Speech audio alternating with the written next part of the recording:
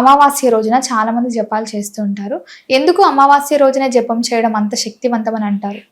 అమావాస్య పున్నమి ఇవన్నీ చంద్ర కళలను బట్టి వస్తాయి. అమావాస్య రోజు 16 కళలతో ఉంటాడు చంద్రుడు. అంటే పూర్తిగా ఆ లోపల అమావాస్య నలుపు కనిపిస్తుంటుంది, దాని వెనకాల ఒక చక్కని వెలుగుతున్న పూర్ణబింబం కూడా మనకు కనిపిస్తూ ఉంటుంది. అటు అన్ని కళలతో ఉన్నటువంటి అంటే న్యూ మూన్ ఆ రోజు, అప్పటి నుంచి మళ్ళీ మొదలవుతోంది.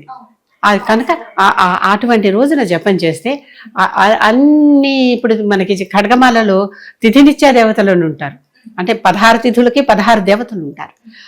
అందరికీ పూజ చేసిన పుణ్యం అనమాట ఆ రోజు చేస్తూ ఉంటే. కనుక అమావాస్య నాడు చేసేటటువంటి జపం అనేది, అందులోనూ రాత్రిపూట చేస్తే చంద్రుడు కనిపించే చంద్రుడు ఎంత కనిపిస్తే అంతే, ఆ చేసేటప్పుడు చేస్తూ ఉంటే చాలా మంచిది.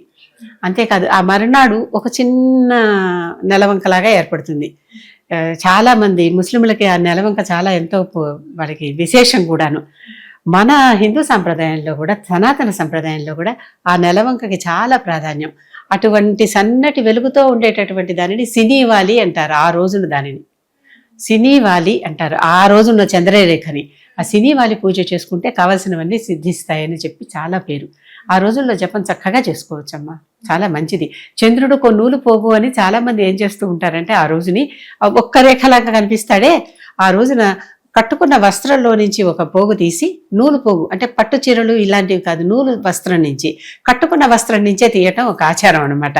ఆ వస్త్రం నుంచి ఒక పోగు పీకి, చీరలోంచో ఉత్తరీయంలో నుంచో పంచలోంచో ఒక పోగు పీకి, అప్పుడు అవే కదా వస్త్రాలు మనకి, తీసి అది చంద్రుడికి ఇలా వదిలేయటం. నీకు ఒక నూలు పోగు ఇచ్చా, నాకు బోల్డు వస్త్రాలు ఇవ్వు అని కోరుకోవటం.